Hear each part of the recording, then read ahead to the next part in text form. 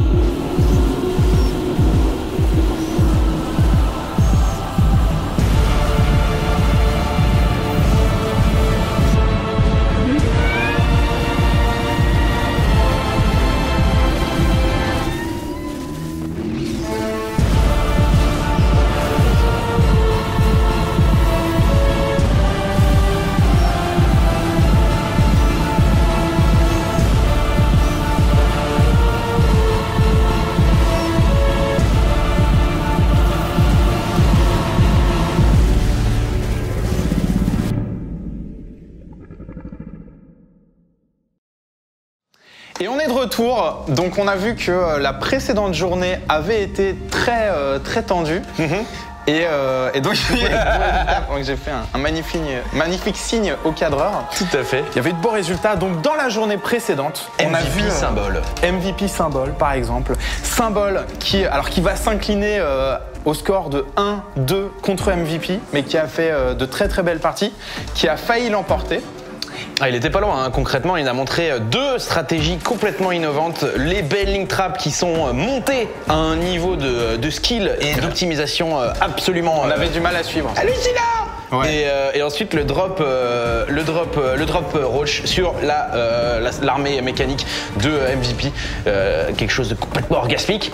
Mais il a perdu malheureusement MVP qui conserve son rôle de favori de cette poule B. Et bien d'ailleurs on va passer tout de suite au tableau des scores pour voir un petit peu où est-ce qu'elle en est cette poule B.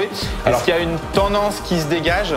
Alors tous les matchs n'ont pas été joués, mais pour l'instant c'est MVP et Symbol qui sont devant avec 6 points. Donc puisque Symbol a gagné 2 matchs, il a battu Hydra et Torzane, même s'il a perdu contre MVP. Voilà, donc patatras, on va passer au tableau des scores. MC avec 3 points puisqu'il a sorti Hydra. Hydra malheureusement qui pour l'instant a perdu ses 2 matchs, donc il est à 0, c'est un peu le Todd de la poule B. Torzane qui lui est également à 0 puisqu'il a perdu ses 2 matchs, et MVP qui est tranquillement, il a gagné ses 2 matchs pour l'instant, il est à égalité avec Symbol, sauf que lui a joué un peu moins de matchs.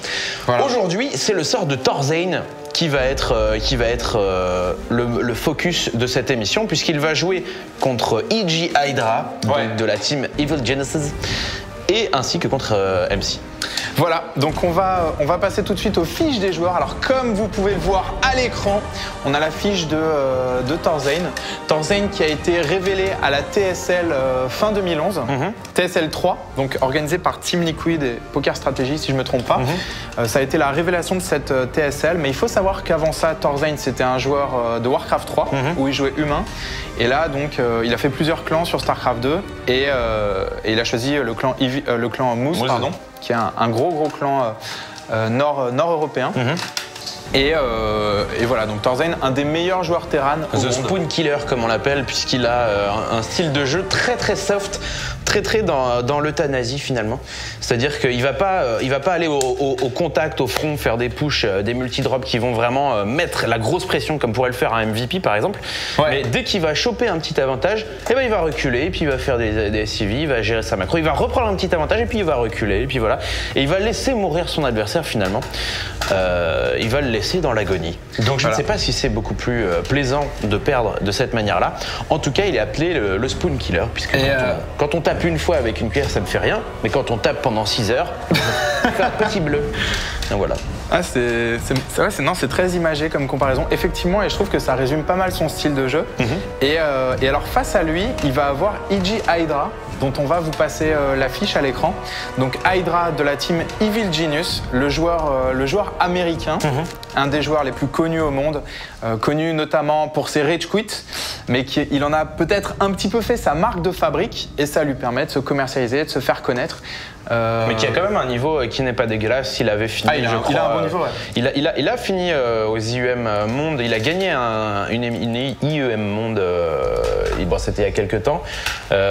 Premier au Asus ROG Stars Invitational. Donc vraiment, c'est un joueur qui aujourd'hui est dans le creux de la vague. Mais après le creux de la vague, il y a souvent une vague. C'est ça. Donc c'est le principe d'un creux. Ou alors c'est un gouffre, on ne sait pas. Peut-être ne remontera-t-il jamais en haut de la vague. Mais ça peut être un tourbillon. Voilà, c'est ça. Voilà. Il peut aussi tourner en rond et descendre comme une merde jusqu'au fond de la mer. Comme être projeté en l'air comme ça et s'éclater sur la lune. Vous avez une vision claire des enjeux de cette rencontre. C'est un surfeur finalement, Hydra. On va lancer doucement la partie et on va pouvoir parler du TVZ de Thorzane qui est particulier. Alors le Zerg versus Terran de Hydra, c'est son match-up préféré. Le Zerg versus Terran de Thorzane, ce n'est pas son match-up préféré, mais Thorzane a une particularité dans ce match-up, et c'est pour ça que ça va être très intéressant, c'est que Thorzane n'a pas peur d'aller en late game contre les Zerg et de faire face aux Broodlord et aux Ultralisks. Alors nous sommes sur Hôtel Taldarim, et en haut à gauche de la map, nous avons le joueur Zerg, EG Hydra. Hydra, le joueur Zerg de la team Evil Genius. Et en haut à droite de la map, nous avons le joueur de la team Moose. Il s'agit de... Moose Thorzane. Et alors, il n'a pas peur du late game, et ça tombe bien. Mais a-t-il peur des mutas d'Hydra? Parce que Hydra kiffe les mutas en TVZ.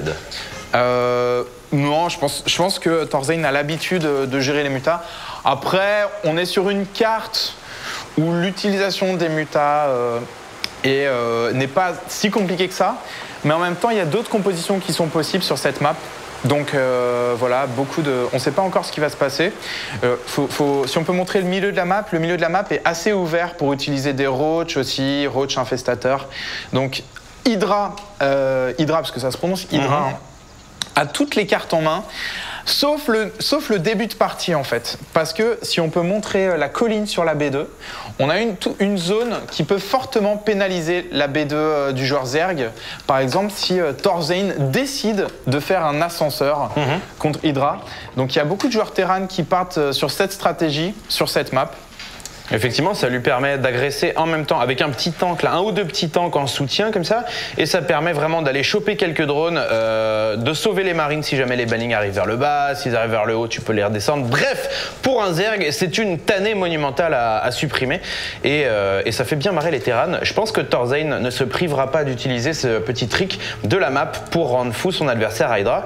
Est-ce que tu penses que les joueurs, quand ils jouent Hydra, ils savent que Hydra est un peu, on va dire, a un tempérament qui peut parfois lui porter préjudice. Est-ce que tu penses qu'ils incluent dans leur stratégie du troll anti-Hydra pour le déconcentrer? Alors oui, je pense. Je pense que en fait, il y a beaucoup de joueurs qui sont très provocateurs, qui ont la provocation dans l'âme, etc. Pendant qu'on va partir, excusez-moi, sur OneRack Expand et que le gaz a été posé de façon assez tardive par Thorzane, il y a beaucoup de joueurs qui sont très provocateurs et qui vont essayer d'en jouer contre Hydra et qui vont, pas nécessairement dans leur style de jeu, mais tu vois, qui vont faire des remarques, qui vont dire ah ouais, comme ça tu trouves que le jeu est pas équilibré, j'ai trouvé que tu avais eu un jeu un petit peu moyen sur la dernière game, etc. et qui vont essayer d'en jouer pour pousser Hydra à bout. Et je crois même que c'est Stefano qui écrit en fait pendant ces parties pour perturber ses adversaires. Effectivement, Stefano qui utilise toutes les armes à sa disposition pour déstabiliser ses adversaires, même les moins classes, mais bon. C'est un peu un pirate, Stefano. Un pirate. C'est ça. Ouais. Tu veux dire qu'il a un jeu. Il a une moralité douteuse, mais le but c'est d'arriver à couler le bateau en face. Et il a un bandana. C'est ça, et il a un bandana, ce qui nous fait une parfaite transition sur Pirates des Caraïbes. On a ici 4 Zerglings ici qui vont venir scouter la B2 et se rendre compte que c'est un Hélion réacteur, sauf qu'il n'a pas vu ce petit bâtiment ici, qui est le centre de commandement de Thorzane. Une B3 qui va être prise très très rapidement pour le joueur Terran. Pendant ce temps, Hydra avec sa B2 qui va tranquillement se mettre bien. Alors là, on a un choix très intéressant de la part de Thorzane qui va aller chercher très rapidement la B3. C'est un choix que beaucoup de Terran font, mais il faut comprendre que c'est particulièrement efficace contre les Zergs qui ont un style à la Hydra. Parce qu'en fait, Hydra, il va lui-même aller chercher la B3, la B4 très rapidement. Et c'est un joueur qui n'aime pas les timings sur 2 bases. Et là, vous pouvez voir, il est en train de droner à mort, il n'a pas prévu d'attaquer. Et donc, Thorzane en profite pour poser B3. Parce qu'en général, le Zerg, pour punir la phase B3, il doit faire un push Zergling Roach, Speedling Roach, qu'Hydra ne fera pas à l'évidence dans cette partie.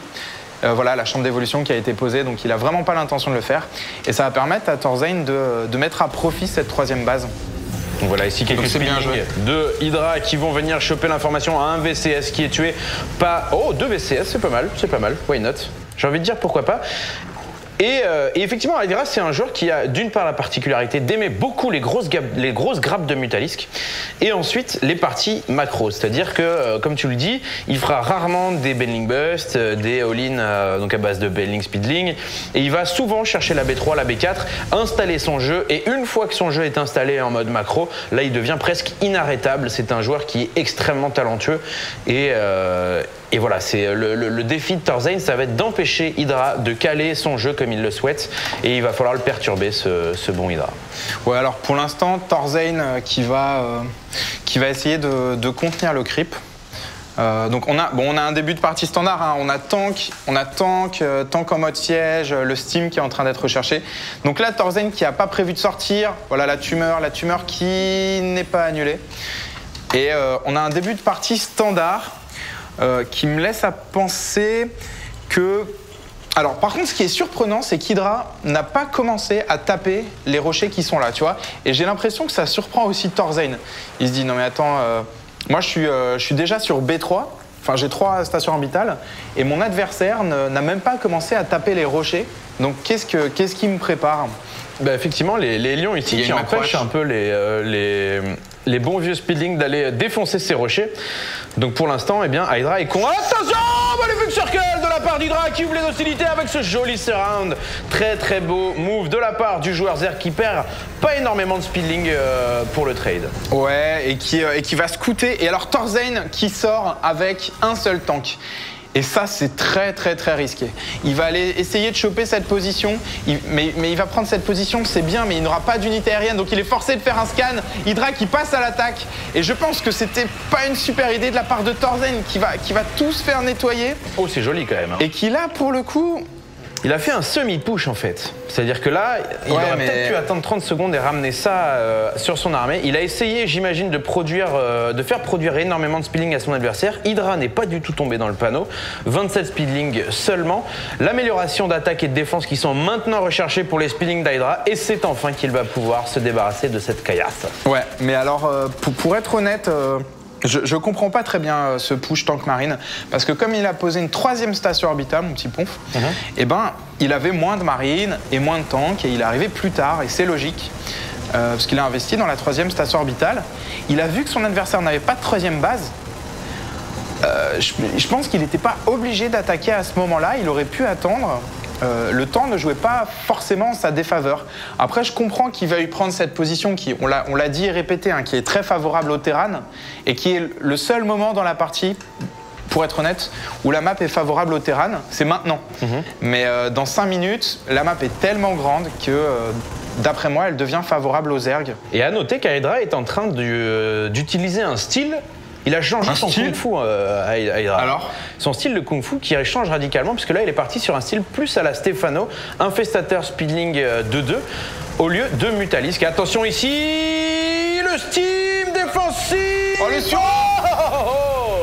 Ouais, mais ça, oh là là. Ça coûte cher en Zergling. C'est difficile de dire si ce push était rentable, mais regardez derrière, pendant qu'Hydra met la pression, il est en train de poser B3 et B4. Et là, je dois dire que Hydra, on le sent beaucoup plus en confiance que quand il joue contre Protoss. C'est Hydra contre Terran. J'ai l'impression qu'il y a une fluidité dans la partie là. Il est vraiment stable sur ses appuis. Il a des Zerglings 1-1. Ses Zerglings vont bientôt être 2-2, alors que le 2-2 des Marines vient d'être lancé. Ah non, il est bien là. Il va avoir 5 infestateurs avec les glandes de pathogènes.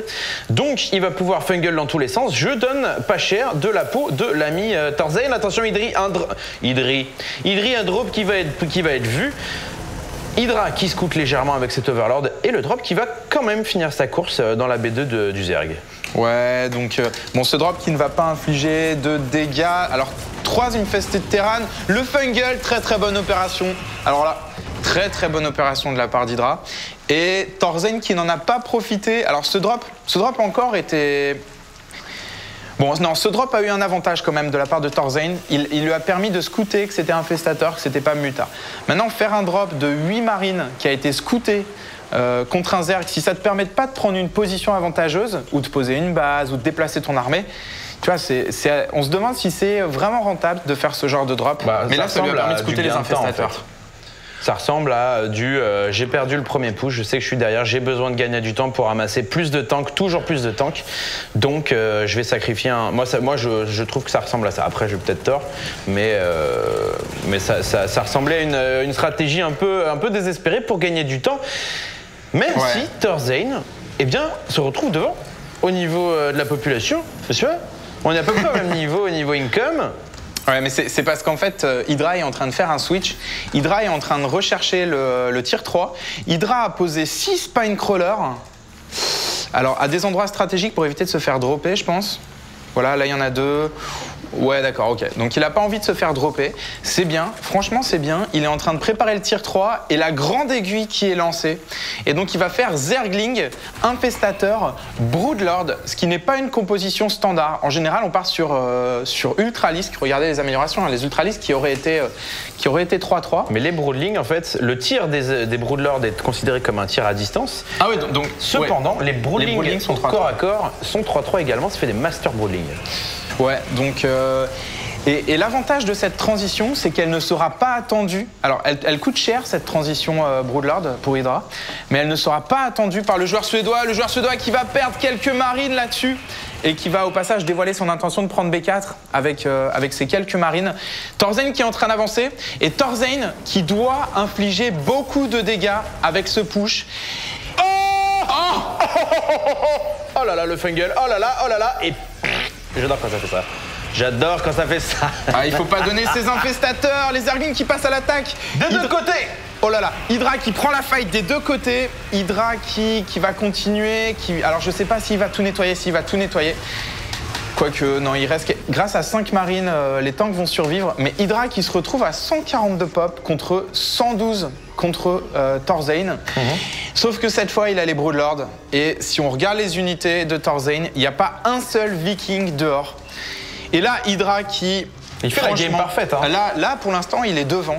Il est loin devant. Il est à 3 tanks près de Moi, je dirais qu'il est à 3 tanks près de la game parfaite, l'ami Hydra.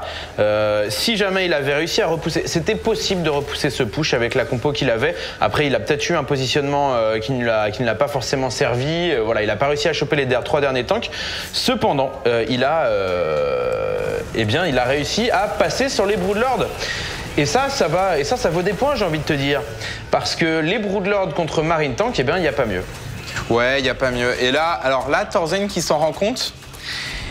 Et toute la question, mon petit Ponf, c'est à quoi vont lui servir ces Broodlords? Donc là, il va voir qu'il y a une forteresse planétaire, il ne va pas prendre la fight. Qu'est-ce que tu fais de tes Broodlords, tu vois? Est-ce que tu en profites pour poser B5? C'est ce qu'il est en train de faire. Est-ce que tu en profites pour les mettre au milieu de la map et gagner un avantage provisoire en termes de position? Ou alors est-ce que tu en profites pour faire sauter une base? Mais c'est risqué de faire sauter une base. On a vu beaucoup de joueurs Zerg qui s'empalaient sur des pushes comme ça. Effectivement, là on a les Broodlords. C'est le moment d'attaquer pour Hydra. Et j'ai l'impression qu'il lui manque quand même quelques infestateurs ici. Il a un début, tu vois, il a un début de bonne compo, mais il lui manque quand même peut-être 3 ou 4 Broodlords pour vraiment ramasser son adversaire et le noyer sous les Broodlings. Donc je comprends qu'il hésite, mais en même temps, à chaque minute qu'il hésite, eh bien, c'est le nombre de Vikings qui augmente. Les Vikings qui sont produits 4 par 4. Là, on est bientôt on va être à 10 Vikings contre 5 Broodlords. Ouais, j'avoue. Quoique, bon. C'est étrange. Alors, le +1 de. Est-ce qu'on peut voir? Non, il y a une seule spire dehors. Hein. Ouais, le +1 de défense qui a été lancé par Hydra. Hydra qui en profite pour rajouter des bases, mais qui n'a finalement pas attaqué Thorzane. J'essaye de comprendre. Et là, il est en train de rechercher le parasite neural. Alors, il y a plusieurs utilisations au parasite neural. Il peut s'en servir pour contrôler les Vikings, pour que les Vikings se tuent les uns les autres, ou pour les forcer à se poser, par exemple. Il peut contrôler des éventuels Thor, mais ou des tanks en mode siège. Bon, le plus probable, ça va être les tanks en mode siège, parce que Thor... Bon, là, en l'occurrence, il y a un Thor. Alors, pourquoi avoir fait un Thor? Ah, à mon avis, c'est pour taper les stacks de corrupteurs. Effectivement, les Thor ici qui peuvent faire beaucoup de dégâts.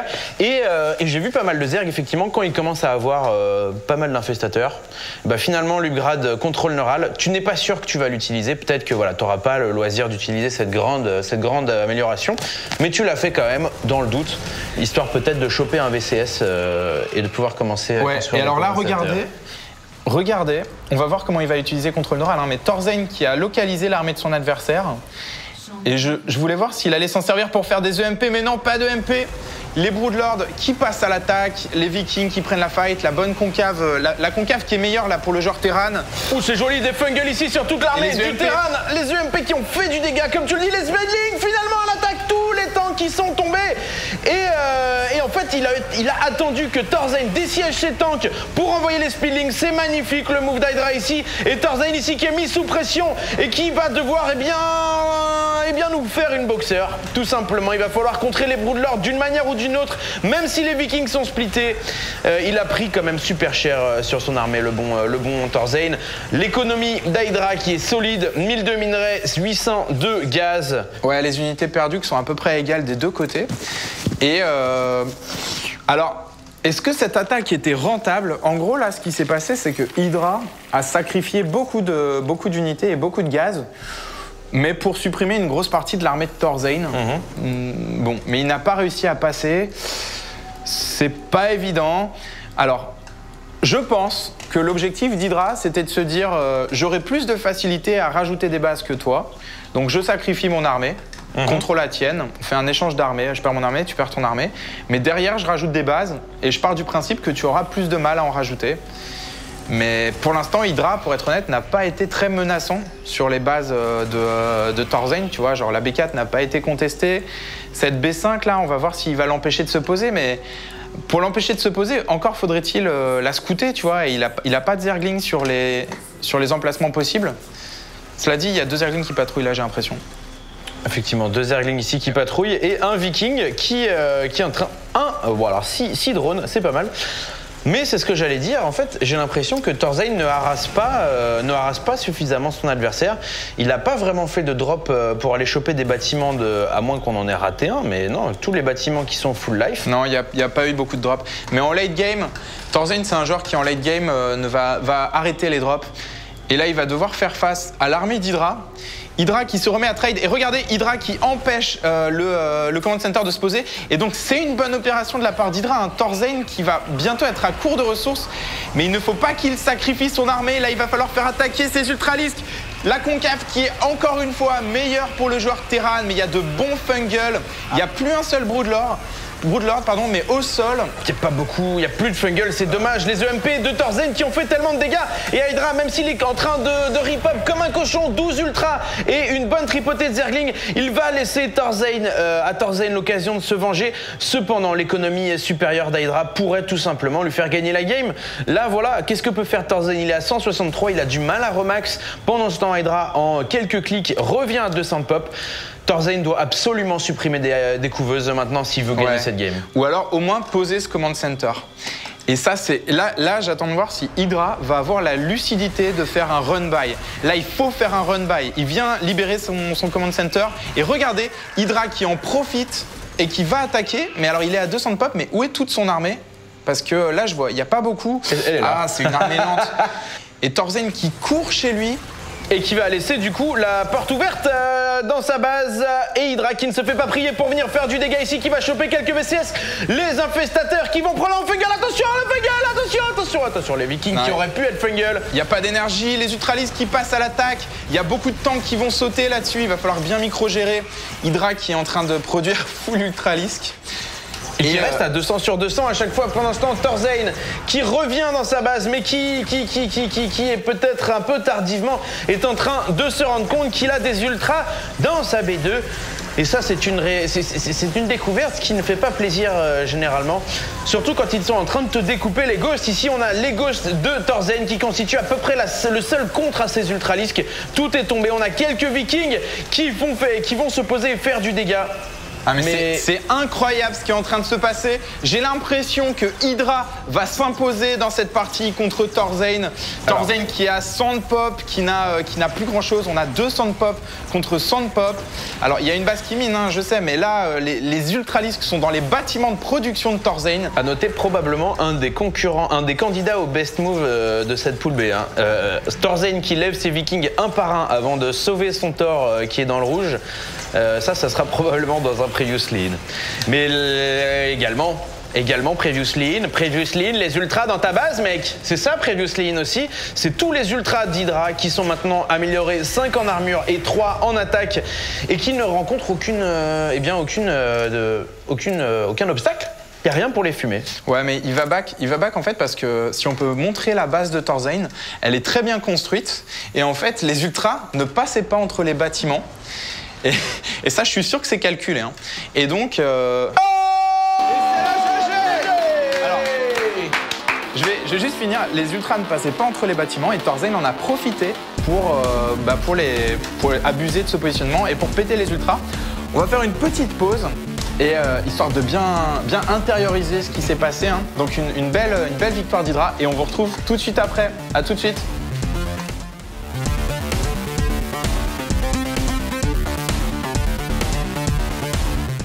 Bonjour et nous revoilà juste après cette petite pause pour ce match entre Moose Thorzain et EG Hydra. Hydra qui de manière surprenante s'est imposé dans ce duel alors que personnellement je ne le donnais pas gagnant. Sur les paris qui ont été faits, les paris internes à la PNT Cavern, je dois dire que je pronostiquais Thorzain gagnant. C'est encore possible. Alors ouais, mais le TVZ d'Hydra qui est vraiment bon. Et innovant. Et la faiblesse d'Hydra, ouais, j'avoue, et innovant. Mais la faiblesse d'Hydra, ce sont ses autres match-ups. Donc, et le TVZ de Thorzain qui n'est pas, il n'est pas invincible en TVZ. Hein. Donc, moi j'ai trouvé qu'Hydra a très bien joué. Alors, très sincèrement, à ce niveau, la partie s'est jouée, je trouve, hein, sur le push de 10 marines et d'un tank. Que je ne comprends pas, et de perdre ça à ce niveau contre un Zer qui va en profiter pour ajouter 20 drones, c'était B3, B4, et en plus tu perds le seul avantage au terrain de la map, qui est ça, hein, le seul avantage c'est cette position avec des tanks, à ce moment de la partie. Donc voilà, je trouve qu'Hydra a été très solide, il n'a pas fait d'erreur. La partie qui va doucement commencer. On est sur Antigua Shipyard. Tout à fait. Où nous avons Moose Thorzain en bas à droite en terrain vert et EG Hydra en zerg rouge en haut à gauche. Alors là pour le coup la map qui est plus équilibrée, je trouve. Qui est plus équilibrée entre les deux races. Voire Est-ce qu'elle est pro-Terran? Depuis qu'ils ont retiré la gold, attends, on est sur quelle version? On est sans gold. Donc depuis qu'ils ont retiré la gold, je pense qu'elle est équilibrée. Mais le début de partie est délicat pour les Zerg, est vraiment délicat. Pourquoi? Parce que les Zerg vont avoir beaucoup de mal à sortir un drone pour poser B3, parce que normalement ils sont attendus par des Hélions. Alors que le Terran, lui, va avoir aucune difficulté à poser B3. Et c'est pour ça que sur cette carte, la plupart des joueurs Terran partent sur B2 et B3 très rapidement, comme ce qu'a fait Thorzain à la partie précédente. Donc c'est ce que je m'attends à qu'il fasse. Donc idéalement, le même build que la partie précédente. Réacteur Hélion B2, B3, c'est le build qui, je trouve, exploite le mieux la carte. Et effectivement, cette B3 chez les Zerg qui est tellement vulnérable au drop. Ouh là là. Il a cut là si vite. Alors là, on a un vénère là. Ouais. Et là, on a double Rax à 11. Double Rax à 11. Probablement une baraque ici qui va être décalée et qui va produire du marine. Et donc une pression, une grosse pression sur la fast expand de Hydra. Hydra qui va devoir montrer beaucoup de skills, puisque là, concrètement, il va se prendre un push presque anti-fast expand. On va se mettre dans la vision de ce drone. Qui marchait de manière plutôt anodine, en se disant, bon, il va prendre ses gaz, nanana. Alors. Et là, bam! Une caserne. Déjà une rencontre un peu hostile, un VCS qui lui saute dessus. Peut-être a-t-il la puce à l'oreille. Voilà, une caserne, il va l'amocher doucement. Regardez, il voit qu'il n'y a pas de gaz. Là, Hydra qui normalement aurait dû compter les VCS. Parce que si vous faites double Rax à 11, vous avez, je crois, 2 VCS de moins que si vous faites one Rack expand en Terran. Il aurait dû compter les VCS. Et regardez la lucidité de ce joueur. Il va la scouter. C'est scouté. Bravo. Alors là, il y a des moves qu'on peut applaudir. Et là, je pense que c'est le scout qu'il faut applaudir ici. Mais c'est pas gagné, hein. Il sait qu'il va se faire agresser, il sait qu'il est maintenant sur le feu. Le premier marine ici de Moose Thorzain. Il ne mine pas de gaz. Il y a certains Zerg qui mineront avec un drone quand ils se font bunker rush. Hydra ne mine pas de gaz. Hydra attend le push. Je pense qu'il va sortir 12 drones. Alors là, à ce niveau, double Rax, il faut sortir 12 drones. La Spine qui est lancée, on a 8 drones. On va voir comment est-ce qu'il va les gérer, la Spine qui est lancée. On n'a toujours pas de bunker de lancer. Pour l'instant, Hydra qui gère bien. 10 Zerglings derrière. Oh, la microgestion ici, des drones ici, joli. Ouh, c'est joli pour l'instant. Aïe, aïe, aïe, aïe, aïe, aïe, aïe, aïe, il y a 2 drones ici qui tombent. Et la Spine qui doit à tout prix se finir. Si cette Spine ici se finit, Hydra repousse le push et remporte ce duel contre Thorzain. Probablement en tout cas. Et Thorzain ici qui va continuer à ramener des marines vers la base de son adversaire. On rappelle que vous êtes sur www.ironsquid.tv. Il y a 1-0 pour Hydra. Et Thorzain ici qui tente un semi-all-in puisque maintenant il est parti pour prendre B2. Est-ce que Thorzain va continuer son push? Alors, eh bien non, il va repartir chez lui, penaud qu'il est, sans avoir infligé aucun dégât. Le pire, c'est que Hydra l'a vu, et je trouve qu'il a une très très bonne gestion. Il l'a vu avec cet Overlord, qui était très bien positionné dès le début. C'est le genre de petits détails, il l'a vu passer, qui lui font croire, et avec raison, que son adversaire a posé un command center, n'est plus en train de faire des marines, et que donc il peut s'arrêter de faire des Zerglings. Alors là, il va essayer de prendre... Alors ça, je suis pas sûr que ce soit une bonne idée. Il essaye de prendre la Xel'Naga, mais il va y laisser tous ses Zerglings. Oh là là Ouais, bon, c'est un trade d'armée. Donc il y a les 2 adversaires qui ont perdu des unités, et la Xel'Naga qui reste sous le contrôle du joueur Terran. Mais Hydra qui a l'air de se contenter de ce manque de map control, qui continue à faire des ouvriers. Il refait pas des Zerglings pour récupérer le contrôle du milieu de la map. Et je tiens juste à signaler... Et il va aller chercher un proxy, je pense. Que si Thorzain avait fait sa baraque ici, dans cette zone ombrée, par exemple, en fait, si tu veux, il y a des terrains qui vont faire la seconde baraque ici, il y en a d'autres qui vont la faire ici, dans la B3. Tu as plein de terrains qui font la seconde baraque dans la B3. Et bien, ça aurait suffi. Ouais. Effectivement, là, le positionnement de cette baraque était un petit peu anticipé par l'ami Hydra. Et Hydra qui ne voit pas la B2. Alors, il a vu le bunker. Bon. Ouais. Ah bon, pas de certitude à 100%. Il y a des joueurs qui feintent, des joueurs comme MVP d'ailleurs, hein, qui te mettent un bunker et qui mettent 5 casernes et qui font que des marines et ils reviennent. Et toi, t'es avec une spine et 10 zerglings Et tu n'es pas prêt. Et tu n'es pas prêt. Mais bon, c'est pas le style de jeu de Thorzain. Hydra qui est devant. Mais le speedlink qui a été lancé relativement tard tout de même. Toujours pas fini, on est à 3/4 de l'amélioration. Et pendant ce temps, Thorzain ici qui va waller en défense. Il sent qu'il est derrière. 40 drones pour le Zerg, 31 pour le Terran. Et cet avantage économique qui va continuer à se creuser avec cette B3 qui est posée par Hydra. Et qui n'est pas du tout contestée. Parce que vous vous doutez bien que si Thorzain est parti sur 2 racks, il n'a pas pu faire de réacteur Hélion derrière. Et il n'a pas pu empêcher la pose de cette B3. Honnêtement, la partie qui est doucement en train d'échapper à Thorzain, il a perdu le map control, il peut pas gêner la prise de B3. Hydra qui joue très très bien, Thorzain qui va tenter un push qui est très puissant. Un push qui est Marine Steam Paquet avec, si on peut montrer... Hélion Flamme Bleue. Avec Hélion Flamme Bleue, il y a certains joueurs qui partiraient... Regardez, il cache ses Hélions hein, d'ailleurs. Il a caché ses Hélions et les Zerglings qui n'ont pas vu les Hélions. Il y a certains joueurs qui préfèrent faire le bouclier. Je tiens à signaler qu'il y a plusieurs variantes de ce push en Terran. Un push que je ne maîtrise pas du tout d'ailleurs, qui est assez technique. Hein, et il y a certains joueurs qui vont faire bouclier avec Hélion Flamme Bleue. Mais Thorzain qui a timé Steam Pack et Hélion Flamme Bleue. Et qui va sortir que les marines. Qu'est-ce que c'est bien pensé. Il ne sort que les marines et il montrera les Hélion Flamme Bleue au dernier moment. Mais Hydra qui n'est pas dupe et qui va tenter d'aller choper l'info ici. 2 marines de la part de Thorzain qui sont chopées. Et les lions qui sont vus. La réaction d'Hydra qui doit être immédiate. A-t-il des unités blindées à produire? Des Bellings. Oh là là, c'est dur. Il n'a pas d'unité, il n'a pas de bâtiment de prod. Il va devoir poser quelques spines ici. Il n'a pas de Bataroach, il n'a pas de quoi contrer ses lions. Oh là là là. Flamme bleue, il va falloir les gérer.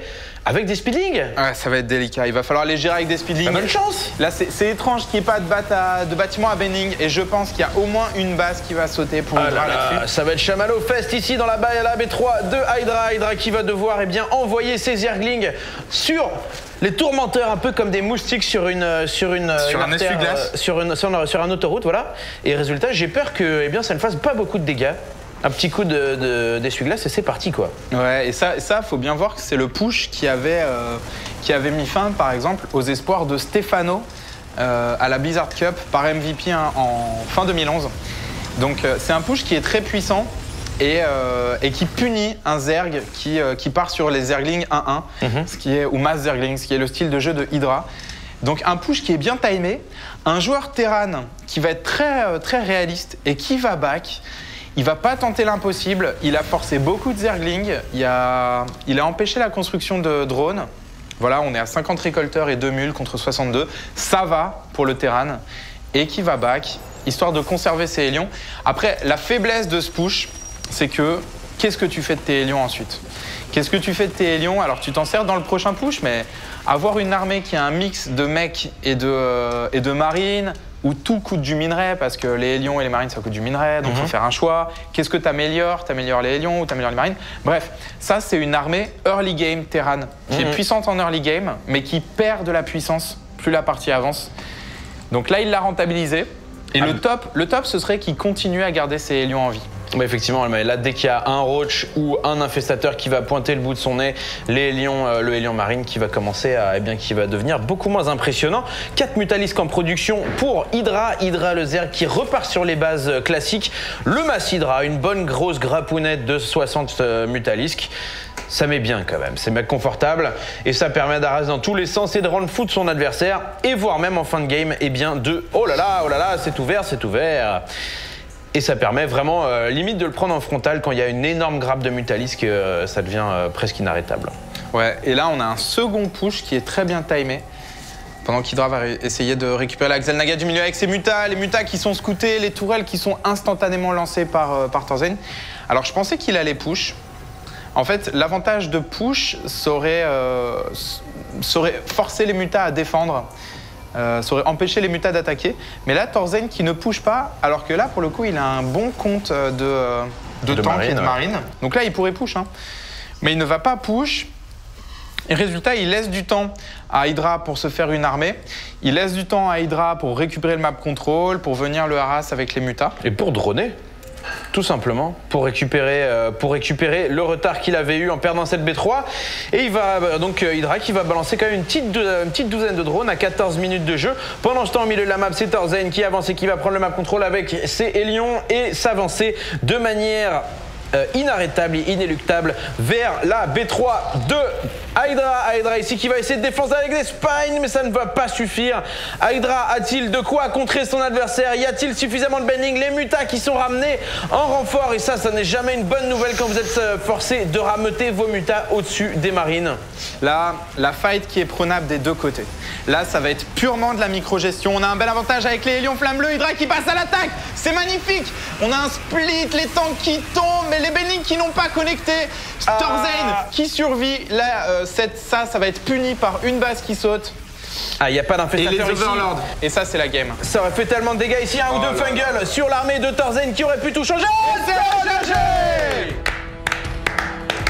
Torzen qui revient à un partout dans cette game ici. Un Hydra qui n'a pas réussi à infliger des dégâts ni avec ses speedlings ni avec ses mutalisques et qui résultat se retrouve face à une composition dévastatrice. Je vous propose de faire une courte page de publicité et on se retrouve juste après pour le dénouement de ce match Torzen versus Hydra. A tout de suite.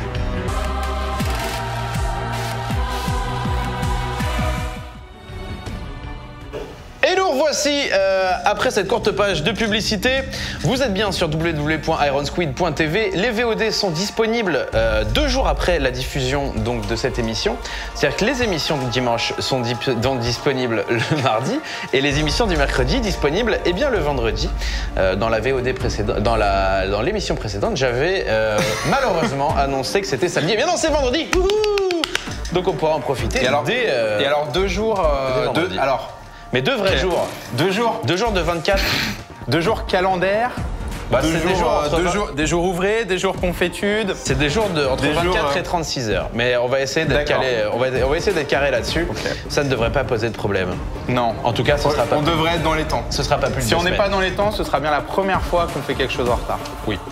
Donc voilà, vous pouvez aller également, si vous avez des questions ou des interrogations sur les horaires des émissions ou des rediffusions, vous pouvez aller sur le site ironsquid.tv et tout est écrit là-bas en anglais et en français si vous voulez vous amuser. Voilà. Préparez votre bac, c'est ça, révisez l'anglais, tout ça. Ouais, et alors qu'est-ce qui se passe là pour l'instant dans cette poule B? Quel est le projet? Voilà, qu'est-ce qui se passe? On est en train de commenter Torzen contre Hydra. Torzen qui pour l'instant a 2 défaites en poule B. Hydra qui a 2 défaites lui aussi, si je me trompe pas. Bah, c'est les 2 joueurs qui sont à 0. C'est pour l'instant ceux qui sont sur la sellette. C'est-à-dire que celui qui gagne, enfin ils ont vraiment besoin de cette win. C'est-à-dire que s'il n'arrive pas à gagner, si Torzen n'arrive pas à gagner à Hydra, il va jouer contre MC juste après. Et c'est une mauvaise nouvelle. C'est chaud. C'est très très chaud. C'est-à-dire que celui qui perd ce match... Bon, le miracle est toujours possible, hein, mais... Et à Hydra, pareil, s'il échoue contre Torzen, il va se manger MVP juste après. Surtout que c'est le meilleur match-up d'Hydra. Donc Hydra doit absolument gagner cette partie, hein, parce qu'après, il va morfler après. Non, c'est clair. Donc on va voir ce que ça va donner. On est à 1 partout. La partie qui va se lancer doucement. Et on se trouve sur Daybreak pour cette conclusion de ce BO3. Les drones qui commencent à miner gentiment. Hydra qui se trouve en haut à droite en zergue rouge. Et Moose Torzen qui commence à miner en bas à gauche. À noter que les émissions IronSquid sont également disponibles en anglais. Donc si vous souhaitez faire un tour maintenant ou alors sur les VOD sur la version anglaise, nous avons Sir Total Biscuit et Sir Apollo, donc tous les deux nos amis britanniques qui castent les games en même temps que nous et qui ont un style vraiment génial, vraiment british. Donc si vous voulez aller faire un tour, n'hésitez pas. Et voilà, on vous pardonnera ces petites infidélités. Ouais, et franchement, ils ont un style assez intéressant pour commenter les parties, donc n'hésitez pas à aller voir. Si vous ne les connaissez pas, surtout n'hésitez pas à aller voir une ou deux parties commentées par eux. C'est assez stylé. Total Biscuit qui a été élu en 2009 meilleur commentateur StarCraft. Ah ok, par qui? C'était par Team Liquid, je crois. Ok, et Day9 qui est dans le classement Forbes. C'est ça. Des jeunes pousses américaines les plus prometteurs ou les plus influents. Les plus influents liés au divertissement, à l'entertainment. Il est genre dans le top 10 de mémoire. Mais non, effectivement, c'est des gens qui sont très influents. La plotte. La plotte, la Bane. La Bane. John Baneling, comme on l'appelle. John Baneling. C'est le Total Biscuit. Le pseudo de Total. On a une Macarax ici qui est posée par Torzane. Ouais. Et alors regardez le trajet des Overlords en fait. On est sur une map donc Daybreak où il y a 2 spots. Donc en général, on envoie le premier Overlord sur un endroit stratégique pour scouter le timing de prise des gaz de ton adversaire, ou alors le timing de prise de B2, ou le timing de prise de B3, ou les unités qui sortent de la base, en général. Mais regardez ce que fait Hydra, et ça c'est un truc typiquement coréen, et ça montre qu'il s'est entraîné en Corée. Il sait que son adversaire s'attend à ce qu'il envoie ses Overlords chez lui, et j'en veux pour preuve que Torzane a mis sa baraque ici. Ça, c'est un spot pour choper un Overlord qui viendrait au-dessus. En levant la caserne. En levant la caserne, vous gagnez la vision de cet endroit. Voilà. Là, c'est typiquement ce qu'il est en train de chercher. Donc, Hydra et tous les gros zergs coréens, tu vois, Dongregu, etc., vont changer le trajet de leur Overlord pour ne pas tomber là-dessus et perdre bêtement un Overlord en début de partie. Parce qu'un Overlord en début de partie... Mais c'est 2 drones et une larve. Ouais, et puis c'est du retard aussi sur la production. Enfin, ça peut gravement altérer votre build order. Donc voilà, le drone... Alors le drone d'Hydra qui vient scouter la B2, il avait envie de rentrer dans la base parce que là, en général, il y a une seconde information qu'il faut scouter par le joueur Zerg. C'est les prises de gaz. Est-ce qu'on tourne à un gaz ? Et combien de baraques est-ce qu'il y a? Est-ce que Torzane part sur réacteur Hélion directement sur une baraque? Là, vous pouvez voir qu'il y a 2 baraques et une factory. Donc ça peut être un push marine tank sur 2 baraques. Ça peut être un push marine Hélion. Genre là, on a 2 casernes quand même et une factory. Ça peut être un push marine Hélion. C'est un push qui est très puissant, qui a fait sur cette même map MVP contre Nesty et qui a permis de supprimer complètement Nesty. Surtout que les Zergs en ce moment, les Zergs comme Hydra, Dongregu, Nesty, etc., ont tendance à baser toute leur défense sur des speedlings ou Stéphano, tu vois. Ils n'aiment pas faire des roach et c'est quelque chose que les joueurs Terran vont avoir tendance à exploiter pour faire des Hélions flamme bleue ou des Hélions, même pas flamme bleue. Donc on va voir le choix technologique que va faire Torzane. Effectivement, en parlant de Stéphano et Nesty, ils sont dans la poule C Iron Squid. Et oui, ils sont là. La poule C qui commencera, donc là on est à l'émission numéro 3 de la poule B. Donc ils commenceront dans 1 semaine précisément. Ouais. Donc pointez-vous, ça risque d'envoyer du lourd. La poule C qui est super dense. Il y a donc... En termes de niveau, ouais. Effectivement. Ah non, excuse-moi, Nesty qui est en poule D, c'est Stéphano, MMA. Stéphano, MMA. Mana, je veux dire, Jacques J. Ouais, je sais pas. D'ailleurs, dites-nous dans les commentaires sur le site Iron Squid ce que vous pensez des poules, de la construction des poules. Mais pour être honnête, Stéphano MMA, c'est une affiche qui fait aussi peur que Stéphano Nesty. Hein. C'est MMA, voilà, c'est probablement l'élément clé de l'équipe Slayers. Un des 3 meilleurs Terran au monde, si ce n'est le meilleur Terran. Je pense que la poule, franchement, la poule C ou la poule B, les 2 sont très très relevés. Et la poule D avec Nesty, Linok et le 3e Zerg qui est Nerkio, qui est également une poule de tueurs. Donc grosso modo, on va avoir des parties pas mal pendant le mois qui vient. Et de toute façon, c'est le cas depuis le début de cet Iron Squid, c'est juste hallucinant. Alors là, on a un build intéressant. On a Torzane qui part sur Steam et Medivac. Mais regardez combien de casernes il a. Il a uniquement 2 casernes, si on peut vérifier. Non, il a dû en refaire. Non, il a que 2 casernes, on est d'accord. Ouais, en fait, c'est son groupe de contrôle numéro 5, si tu peux cliquer dessus. Il y a différents bâtiments de production. Voilà. Pour ceux qui voulaient savoir comment les groupes de contrôle sont faits par Torzane, il y a 2 casernes, là où MVP, je sais pas si tu te rappelles, va avoir tendance à faire 3 casernes. 2 avec réacteur et 1 avec Tech Lab. Donc Thorzain va avoir, concrètement, Thorzain va avoir moins de marine pour son drop, un drop peut-être moins percutant. Donc d'après moi, un drop qui a juste vocation à nettoyer le creep, c'est mon interprétation. Mais Thorzain qui du coup va économiser du minerai, et qu'est-ce qu'il en fait de ce minerai? Il en profite pour poser B3. Donc c'est un build qui est plus macro que le build d'MVP, mais qui est moins agressif, avec lequel il est plus difficile de faire du dégât. Effectivement, ici, c'est probablement seulement quelques cryptumeurs qui vont tomber. Cependant, chez Hydra, et on n'a pas énormément d'unités, les Zerglings qui sont toujours 0-0, il y a une petite fenêtre de tir pour Thorzain. Espérons qu'il ne s'empale pas comme sur le Taldarim avec un push un peu chelou. On a ici un drone qui est planqué, qui veut prendre B3 et qui va voir l'attaque de Thorzain ici. Le plus 1 en attaque et le plus 1 en défense qui ne sont pas recherchés ici. Les speedlings qui sont un peu nus. Joli, c'est joli. Oh là là là là. C'est joli, c'est joli. On a quelques marines qui sont tombées de là pour Thorzain. Cependant, la micro-gestion de Thorzain qui est parfaite. Et Hydra qui va pouvoir poser cette B3. Alors, Hydra qui en profite pour poser B3. Thorzain qui n'a pas perdu beaucoup de marines, qui les a posées ici. Est-ce que c'est une feinte? Bon alors, bonne position des marines. Le steam qui est forcé, bonne opération de la part d'Hydra. Hydra qui n'y laisse aucun Zergling quasiment. Voilà, il force un steam. Thorzain qui a quand même récupéré la Xel'Naga, qui n'a pas vraiment infligé de dégâts, mais qui a ralenti la prise de B3 de son adversaire. Mais on a vu qu'Hydra, sur les parties précédentes, avait lui-même ralenti sa prise de B3. J'ai l'impression que ça fait partie de son plan de jeu. Il fait une macro hatch. Voilà, pendant qu'on a un Overlord qui va scouter la B3 de Thorzain.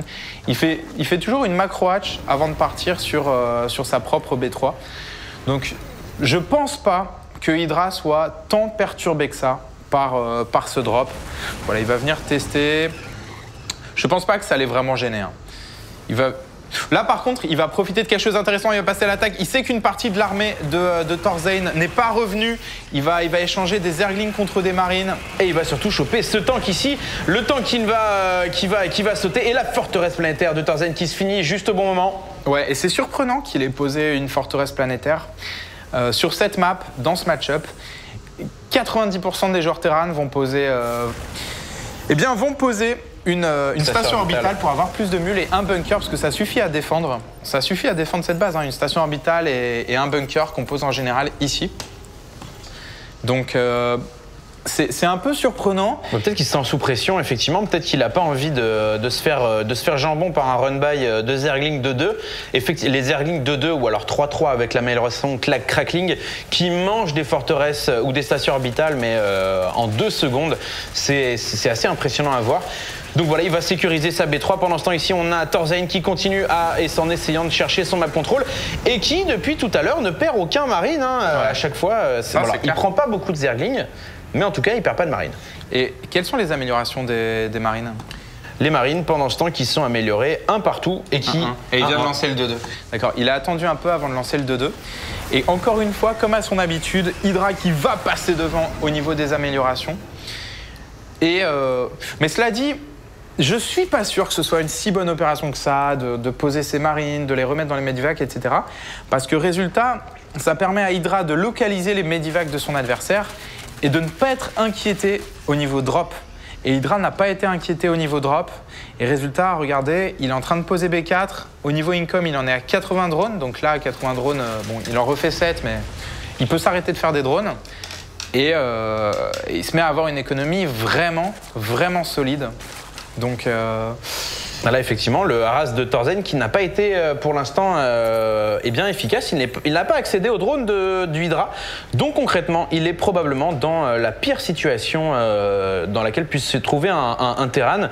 C'est de laisser un Zerg s'étendre comme il le souhaite. Ici, on a quelques Zerglings ici qui vont tester. Pas mal d'infestateurs qui ont été produits, vous l'avez vu tout à l'heure, qui sont en train de gagner leur énergie tranquillement. Hydra, Thorzain dans ce BO3, un partout pour chaque joueur. Une B4 qui va être posée par le joueur Terran. Et les deux joueurs qui vont tecker tranquillement. La Spire chez l'aiguille, chez Hydra qui est en construction. Pendant ce temps, Thorzain qui va se débarrasser de cette B3 probablement ici. Hydra qui est réactif et qui ramène toute son armée. Pendant ce temps, on va avoir un Viking qui va continuer le travail de chopage d'Overlord. Voilà, donc ce Medivac qui a été chopé, qui va tomber. qui a quand même permis à Torzane de scouter la B4, qui n'a pas permis de la faire sauter. À ce moment de la partie, c'est pas très grave hein, pour le joueur Terran de perdre un Medivac avec 8 marines. S'il n'inflige pas vraiment de dégâts, c'est pas catastrophique. Mais ce qui va être important, ça va être sa gestion du T3 à Zerg. Mais c'est dans ce secteur de jeu que Torzane est connu, donc ça devrait aller. Il rajoute 2 spatioports, il s'attend à des Broodlords. Alors, est-ce qu'il l'a vu? Alors, je ne sais pas s'il l'a vu, mais en tout cas, il vient de poser 2 spatioports et 2 académies fantômes. Ouais, on va voir tout de suite si Torzane a vu la grande aiguille. Si on la voit nous-mêmes. La grande aiguille, alors j'avoue qu'elle est là. Non, il ne l'a pas vue. La grande aiguille qui n'a pas été vue, cependant il la sent sans problème. Torzane qui va donc avoir 3 spatioports, 2 Ghost Academy. Ça concrètement, c'est pas là pour coller des gommettes, c'est probablement plein de nukes qui vont être produites par notre ami Terran. Et pour notre plus grand plaisir, attention maintenant, les Speedlings plus les infestateurs, la compo de la mort, le joli split de la part de Torzane. Torzane ici qui va encaisser le push de son adversaire et qui va se débarrasser de tous les Speedlings, les infestateurs qui repartent un peu pâteaux. Et ici, des tanks. Alors ça, c'est peut-être un peu couillu de la part de Torzane de laisser des tanks sans défense. Ou alors, c'est un risque maîtrisé puisque Hydra ne sait pas ce qu'ils sont là sans défense. En fait, je trouve que c'était une bonne opération de la part d'Hydra. Hydra, techniquement, qui a échangé des Zerglings contre des marines, donc ça va, qui n'a pas subi les tirs des tanks. Et là, Torzane qui prend un risque, qui va prendre le risque d'aller déplacer toute son armée pour siéger la B4, et heureusement que ça n'a pas été scouté par Hydra. Alors, peut-être que cette B4 va sauter, mais résultat, là, il se commit à mort. On pourrait voir un run-by de la part de Hydra, tu vois, rien ne défend la B2. Hydra qui va intercepter les renforts. Et qui va laisser tomber cette B4, malheureusement pour lui ici.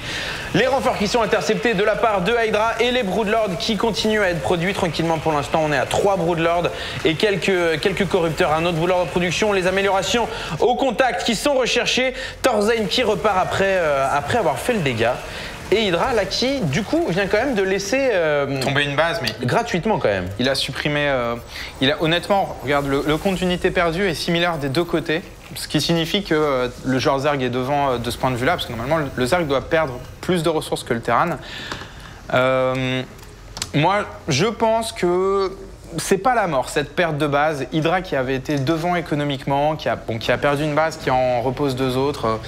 C'est pas la mort. Il avait des réserves. Et là, il a 1200 de minerais pour 300 de gaz. Il a une armada de Broodlords. Effectivement, armada, c'est le mot. 12 Broodlords ici qui vont faire tellement de dégâts à la composition de Torzane. Les Vikings qui sont là, qui ont été produits en anticipation. Et maintenant, ça va se jouer au Ghost et à l'EMP et tout simplement au Fungal. Donc sur les Vikings. Donc à voir si Hydra va s'en sortir aussi bien que dans la première game sur Teldarim.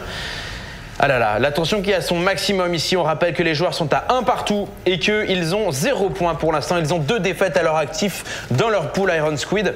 Ils ont cruellement besoin de cette win. Et on la sent, cette tension. Hein. On sent que là, les 2 joueurs savent qu'ils sont en train de jouer leur tournoi et qui limite les amènent à faire à être un petit peu indécis. Tu vois, par exemple, là, Hydra qui n'attaque pas du haut de ses 200 de pop. Et alors que c'est difficile d'améliorer sa composition d'armée, qu'est-ce qu'il peut faire? Regardez dans la barre de production, il peut rechercher le plus 2 d'armure des Broodlords et il peut poser 8 Spinecrawlers, mais c'est pas ce qui va lui donner un avantage décisif dans cette partie. On sent un petit peu d'indécision de la part d'Hydra et résultat, Torzane en profite. Torzane qui est peut-être plus réaliste qu'Hydra dans les situations de stress. Il a 6 Ghosts, il a 20 Vikings, il rajoute 3 spatioports. Ce qui va le faire monter le nombre de spatioports à 6. 6 spatioports qui sont produits pour le Terran, c'est énorme. Le rip-up de Vikings qui est presque instantané. Avec des réacteurs, ça fait juste 12 Vikings, 12 par 12. 12 Vikings toutes les 40 secondes. Bam, bam, bam. Grosso modo, il faut switcher ultra pour Hydra là, très très rapidement. Ouais. Torzane qui est bien inspiré. Il a du Zane. Non, c'est beau, c'est beau. Voilà. Et le Fungal ici qui lance les hostilités. 184 de pop contre 191. Les corrupteurs contre les vikings. Joli UMP. Il y a encore des fungals dans les infestes. Les fungals qui sont lancés pendant ce temps. Eh bien, c'est la caverne neutraliste qui est lancée pour Hydra. Pas de rip-up de la part d'Hydra. Hydra qui ne fait pas de rip-up en Zergling, c'est bizarre. Il a lancé son rip-up bien trop tard. Il a plus de corrupteurs en face, il reste pas beaucoup de vikings. On a un gros trade d'armée. Torzen qui perd beaucoup. Torzen qui va laisser beaucoup de tanks là-dessus. C'est pas mal de la part d'Hydra. Ah là là, Torzen ici qui n'a plus que 4 vikings pour infliger du dégât. Hydra qui n'a plus d'anti-air. Et j'ai l'impression que ça va se finir en status quo ici. Les corrupteurs d'Hydra qui reviennent au contact. Les vikings qui sont amochés. Ce sporuleur rampant ici qui fait tellement de dégâts. 4 vikings à son actif. Pendant ce temps, c'est le run-by de Hydra dans la B3 de son adversaire ici. Les Zerglings qui sont 3-3, qui n'ont pas encore crackling, je crois. Et 6 Ultralisks en production chez le Zerg. Yes, il est en train de switcher. Hydra qui se retrouve à 200 de pop, donc il y a bien plus de rip-up que de toute façon c'était son pari dans cette fight, c'était le rip-up qui a supprimé pas mal d'armées, pas mal de gaz de la part du joueur, suédois. Mais au niveau des unités perdues, des ressources perdues, encore une fois, on voit que c'est à peu près égal des deux côtés. Donc ça va pour Hydra. Pour l'instant, il n'y a pas de motif pour rage quit. Par contre, j'ai l'impression qu'on a... Alors, on s'excuse, hein, je pense qu'on a raté cette base qui a sauté. Non, peut-être qu'il vient de la reposer. Ouais, c'est l'Overlord qui répartit le creep depuis tout à l'heure. Et résultat, Hydra qui sent en confiance, 199 de population. Il a les ultras, il a des Broodlords. Est-ce qu'il lui reste un Broodlord? Et il va... Oh là là. Il ne reste plus de Broodlord, mais il a comme une grosse masse d'Ultralisks. Évolué au maximum tous les VCS de Torzen. Bravo! C'est ça, mec! Voilà, Hydra qui s'impose et qui ne perd pas espoir.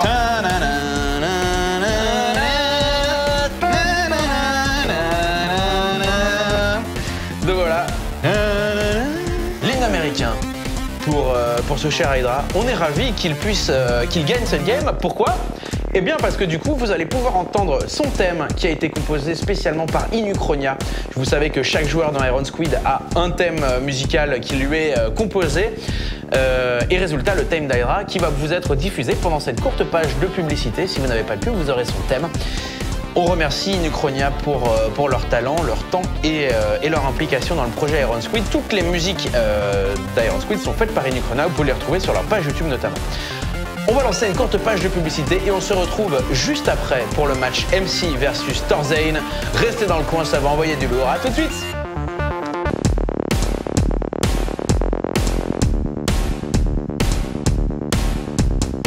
Et on est de retour après cette petite pause.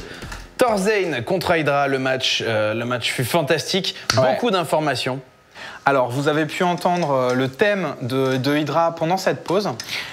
On va tout de suite laisser notre place à Moment pour qu'il puisse peut-être analyser plus en profondeur, diront certains, ce qui vient de se passer, nous donner les tenants et les aboutissants. Moment, c'est tout de suite.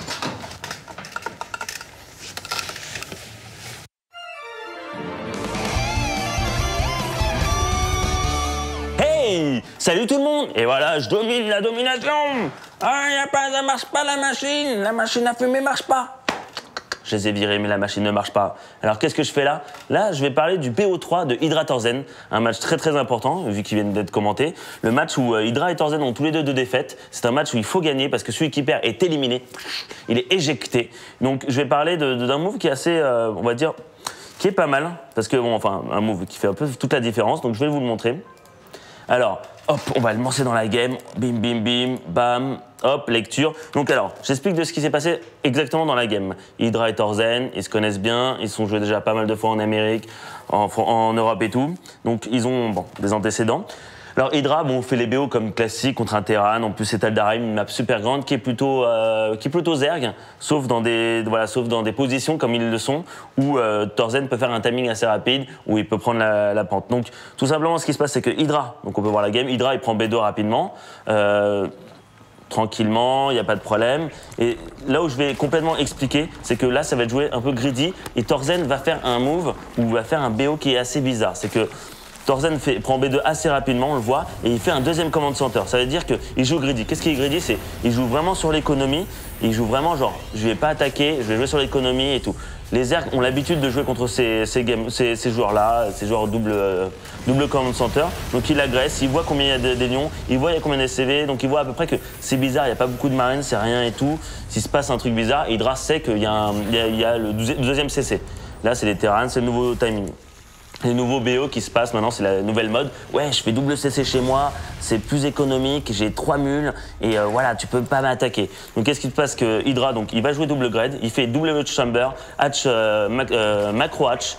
Donc tout simplement, il joue aussi greedy, sauf qu'il prend pas B3, différent d'autres personnes qui auraient préféré prendre B3 avant la macro hatch. Et là, c'est ce qui se passe, c'est qu'il fait macro hatch et là, il voit les Élions. Et là le move qu'il va faire, qui va être assez étrange, mais qui peut être brain contre un joueur qui est Zerg, qui sait qu'il y a le command center first, c'est qu'on va le voir, c'est le timing, voilà, hop, hop. Déjà, les Zerglings qui attaquent et qui arrivent à tuer 2 Élions, presque 3 Élions, c'est assez important pour le timing push, parce que là, il attaque à 9 minutes avec quelques Marines, des tanks. Donc là, déjà, avoir perdu 3 Élions dans cette fight, ça fait très très mal. Et en plus, attaquer maintenant à 9 minutes avec si peu, c'est quand même très très dangereux, surtout contre le style d'Hydra qu'il fait maintenant. C'est que ce timing-là doit faire très mal. Il peut faire la pente, il peut faire très mal, mais là, Hydra avait produit déjà des Zerglings avant, il avait joué moins greedy, et donc là, il va se faire dépop. À ce moment-là, la game, quand tu te fais bing, éjecté, mais tu te fais complètement radiquer sans tuer de l'écho, sans tuer trop d'unités autres, là, t'es un peu dans la merde. Là, Thorzen, dans sa tête, c'est chaud, il faut pas que je perde cette game, c'est la première game, et là, voilà, là ce qui se passe, c'est que Hydra, maintenant grâce à ça, vu que Thorzen s'est fait des pops sans rien faire, c'est que Hydra mène la danse, il va tuer le rocher, il va prendre cette base, il va prendre B3, B4 super rapidement. Donc là, ce qui se passe, c'est que Thorzen est complètement dans la merde. Il va jouer super défensive, il va jamais attaquer parce qu'il sait pas ce qui se passe en face. Là, grâce à ce dépop, il peut balancer ses cryptumeurs et avancer. Donc quand tu as le cryptumeur déjà presque au milieu de la map entre les deux bases, c'est assez dur. Et là, il montre à Thorzen, regarde, je suis là, tu vas pas prendre B3 plus rapidement, tu vas attendre, je suis là, j'ai beaucoup de Zerglings, je suis upgrade 1-1, bientôt 2-2, toi tu es juste à 1-0 et donc tu peux rien faire d'autre, quoi.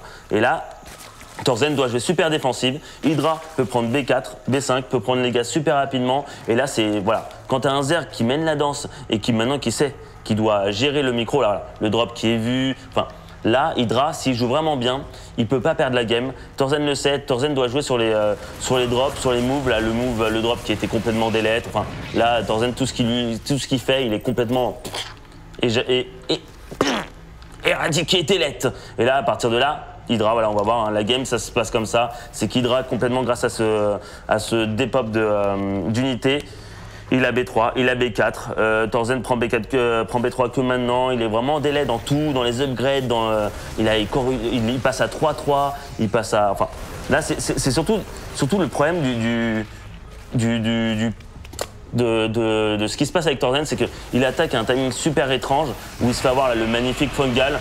Là, hop, massacre. Il est dans le creep, il perd peut-être tous ses troupes, mais il s'en fout parce qu'il peut repop beaucoup plus rapidement que Thorzen et il continue à attaquer les drops qui sont vus. Là, les overlords, on les voit bien. Le truc qui est important, c'est qu'il a fait vitesse overlord pour envoyer tous les overlords partout. C'est-à-dire, hop, je balance de la bave partout, je prends B5, je continue avec mes glings, je continue à le faire bouger tout le temps, avoir le contrôle de map, toujours avoir les Tower Naga. Et donc là, enfin, il n'y a vraiment rien d'autre à dire, quoi. Je continue à peu pop, j'attaque, je continue à upgrade, je continue à produire, je continue à prendre des bases. Je laisse pas prendre base, mais les Zerglings bien gérer les 2 drops qui sont vus. Alors là, bim, hop, encore un truc perdu. Donc là, à partir de cette game, c'est fini. Donc là, on peut arrêter direct la game.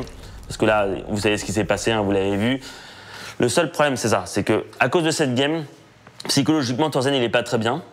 Et donc, il est pas très bien. Donc, là, qu'est-ce qu'on fait? On hésite à y aller, non. Là, c'est fini. On a perdu cette game. Elle a été du début à la fin. C'était Hydra qui menait. Il n'a rien pu faire. La deuxième game, ce qui est bien par rapport à Thorzen, c'est qu'il a joué différemment. Il a dit, je vais pas laisser Hydra faire ce qu'il veut. Je fais double baraque, je l'agresse.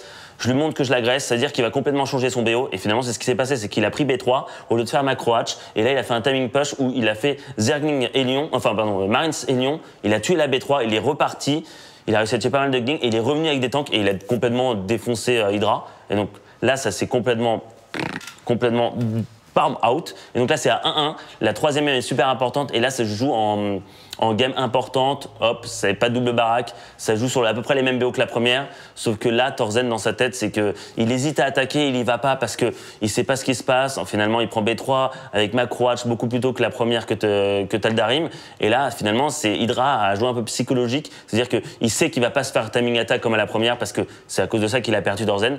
Et là-dessus, il a joué vraiment macro bien et Thorzen était vraiment en défense, il prenait base. Mais le problème, c'est que voilà, si tu laisses le Zerg mener la danse, c'est fini. Voilà, la deuxième game, c'était Thorzen qui a mené la danse, il a gagné. La première, c'est Hydra. Et la troisième, c'est Hydra, parce que là, Thorzen a hésité à attaquer, il a dit non, je me suis fait des pop et j'ai perdu. Et là, tout ça, c'est vraiment, le BO3, c'est psychologique, c'est pas un BO1 genre qu'on peut jouer en pool ou qu'on peut jouer exactement en leader. C'est 3 games, BO3, psychologique, changement de stratégie, essayer de varier et complètement différencier. Et là, là, Hydra a réussi à gagner cette game. Et en gagnant cette game, il peut toujours être qualifié Hydra alors que Thorzen est out. Dommage pour lui. Et voilà. Tout ce que j'ai dit, c'était ça. J'espère que ça vous a plu et je vous dis à la prochaine.